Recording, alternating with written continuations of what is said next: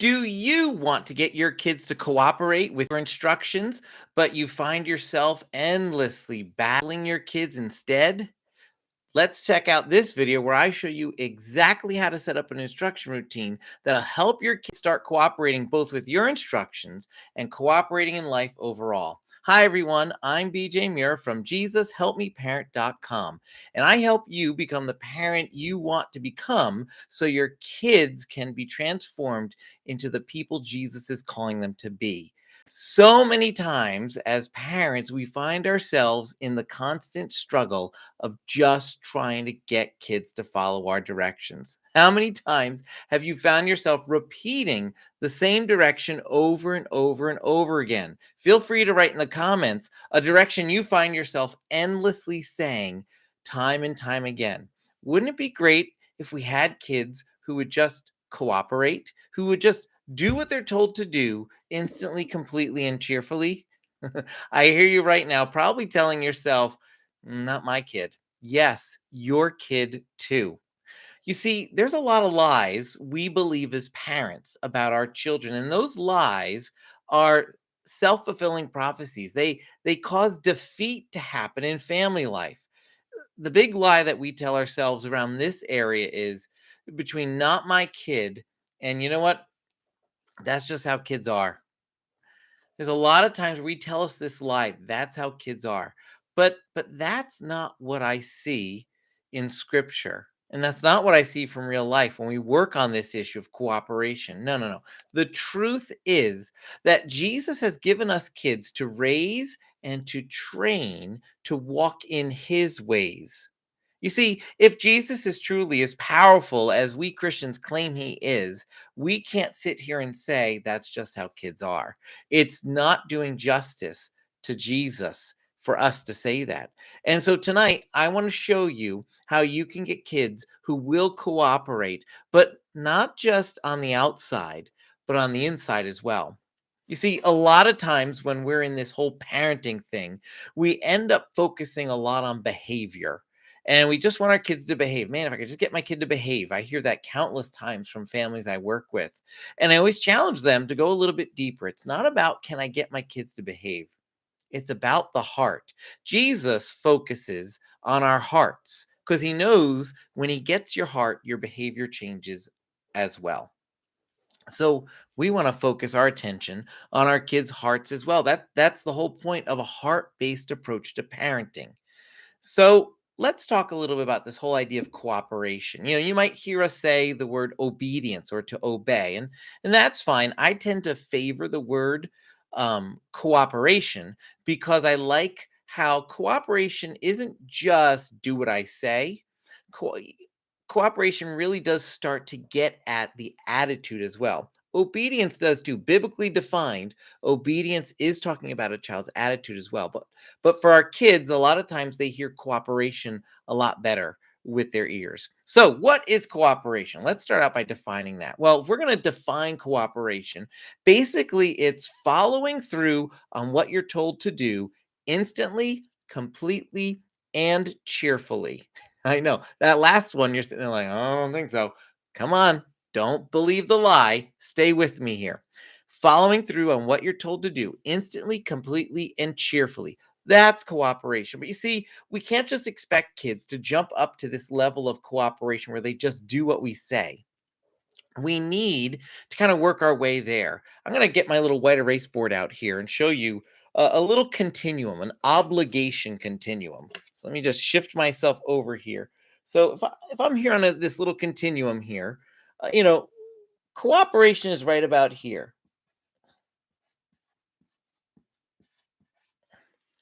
And this is positive. When our kids are cooperating, when they're doing what they're told to do instantly, completely, and cheerfully, we feel good as parents. They feel good as kids. They're adding value, adding energy to family life. Way over on this side, we've got disobedience, right? And we know what that looks like, and we know that that's negative. And we understand that's when kids are saying, no, I'm not going to, or when they just don't follow through and they just don't do the jobs we tell them to do. But then there's this gray zone somewhere in here.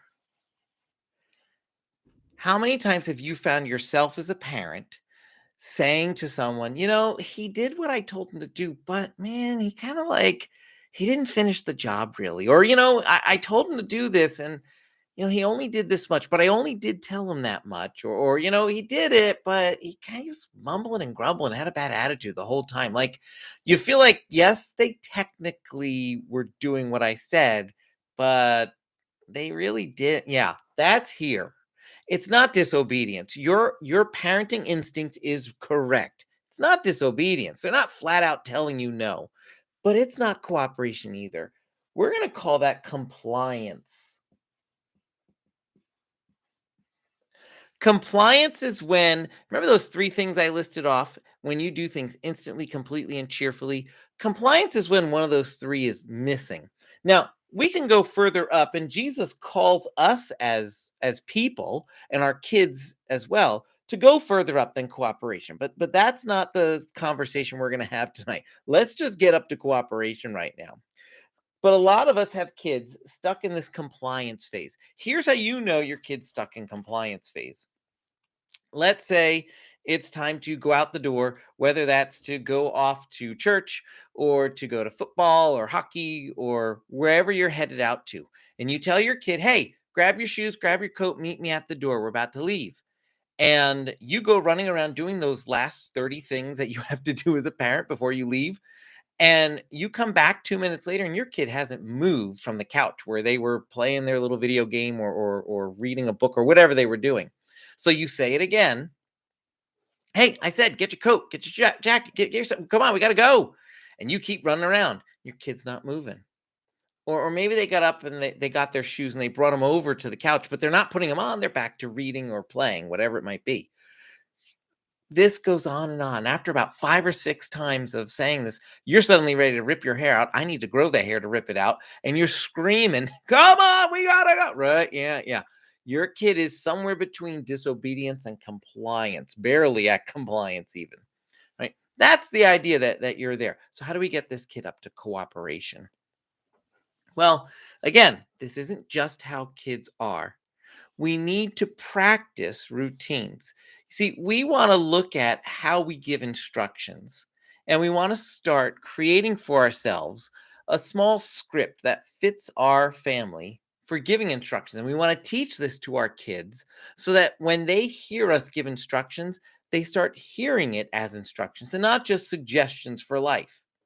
A lot of times I think when we give our kids instructions, they don't hear it as instructions. They really do hear it as, oh, that's an interesting idea.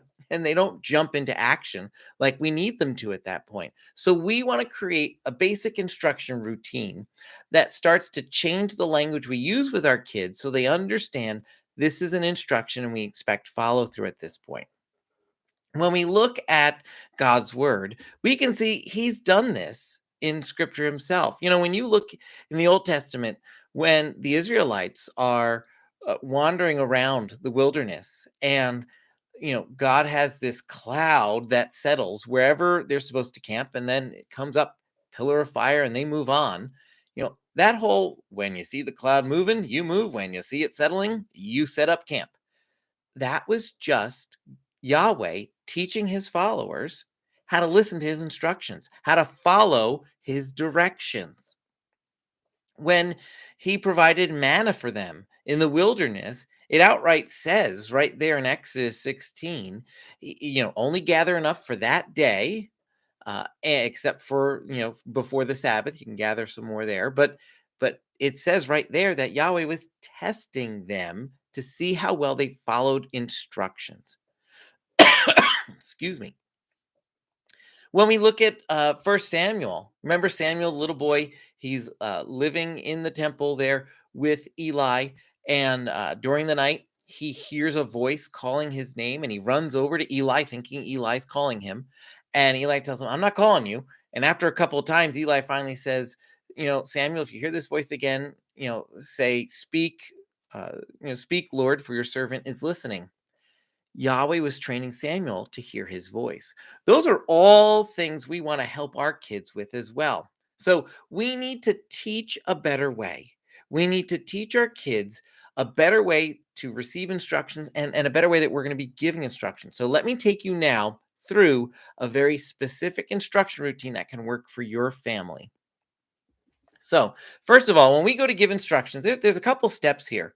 And there's jobs for us and jobs for our kids. The first thing we want to do is we want to get close to our kids. We don't want to be shouting instructions from across the house. There's less likelihood that our kids hear it, and definitely less likelihood that they follow through. Think about yourself in the workplace. When the boss is walking down the hallway, things start getting a little more lively and stepping up. People are doing their job a little bit better, right? We're the boss here.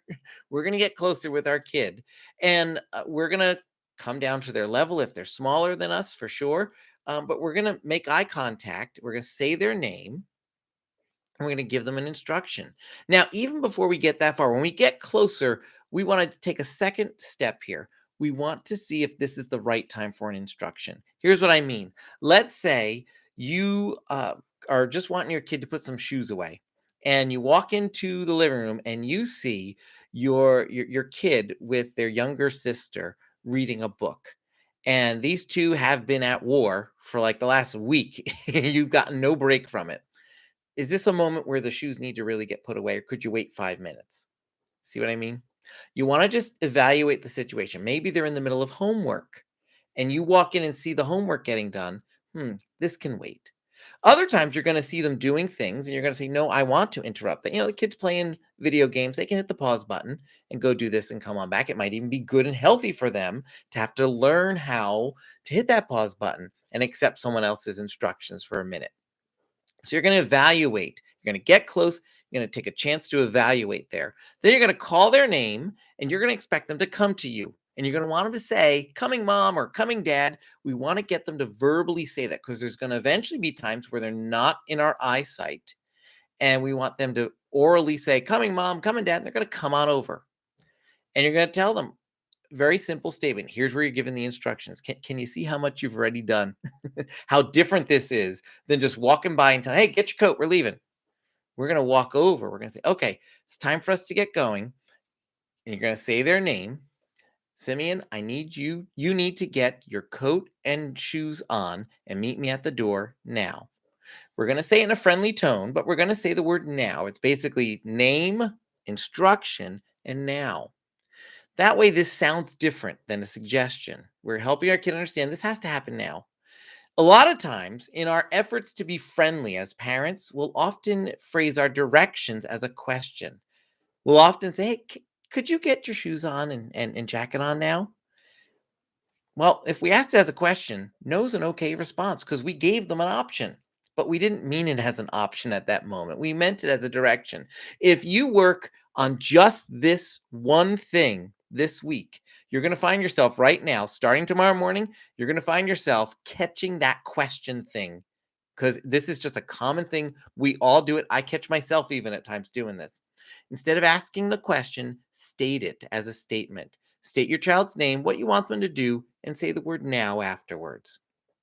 Your kid then, here's their job. They're going to say, "Okay, mom," or "Okay, dad." And they're going to run off and go do it because they've got a job to do. We want them to feel some responsibility now.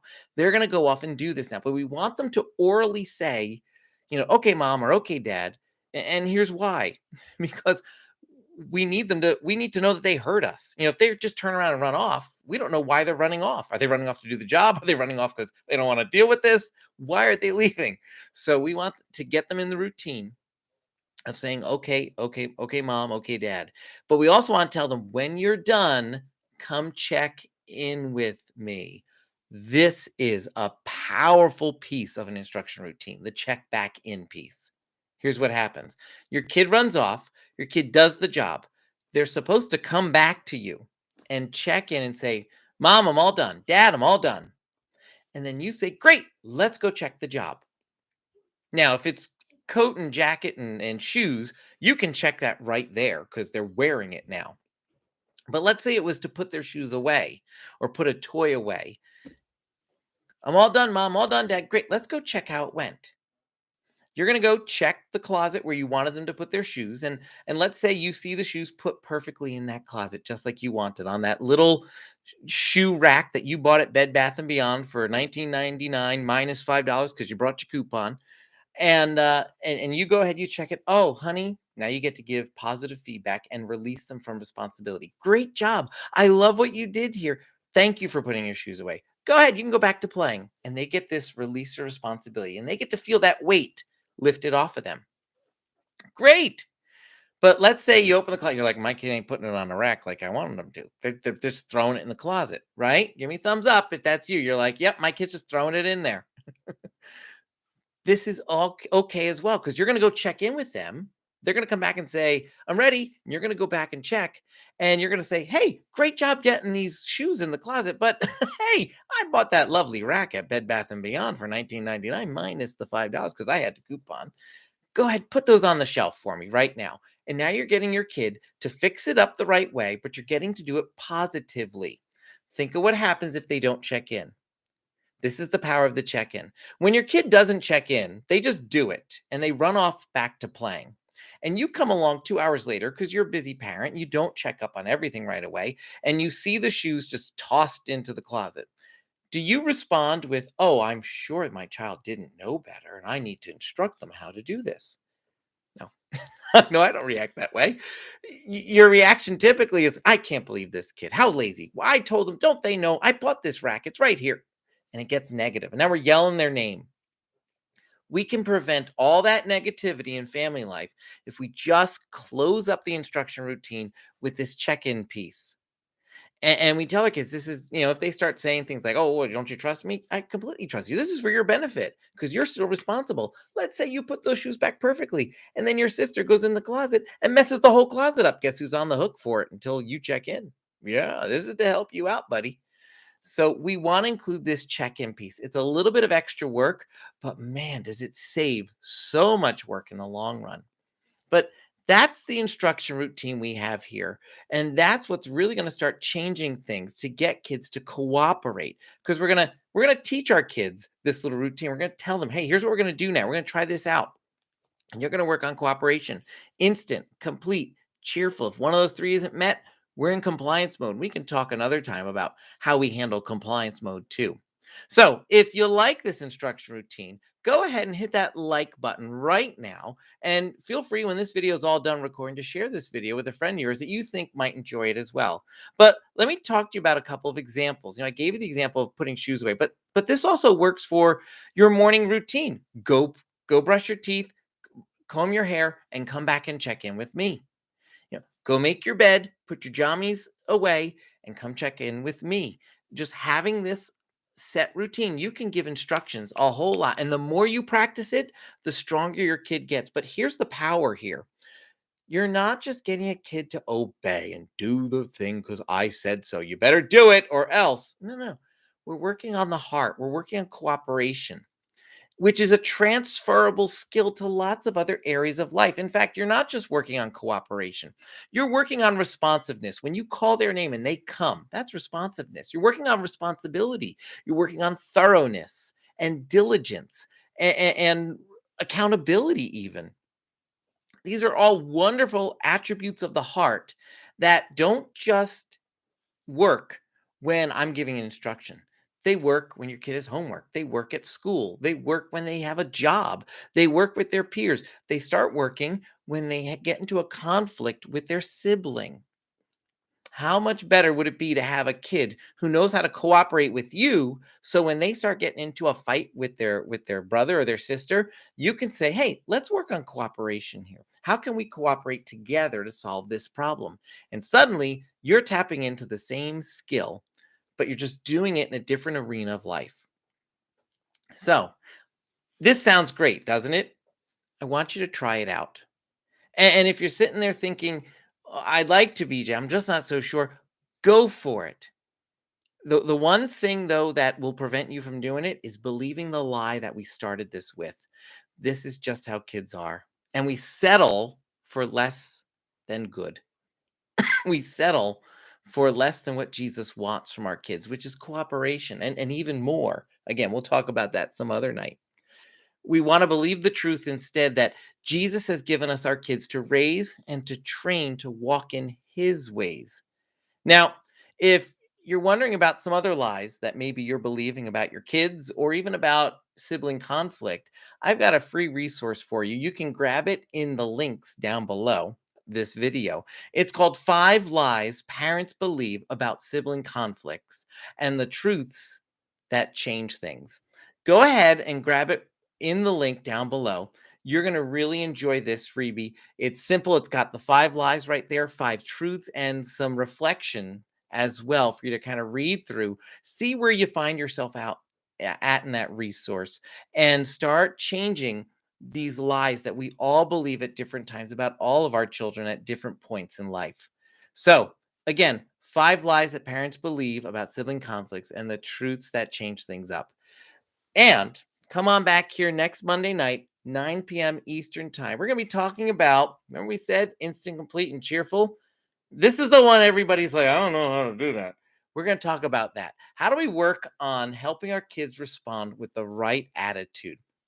Again, hit that thumbs up button if you like this video and go ahead and share it with your friends. Thanks so much for watching, and I'll see you real soon. Bye, everyone.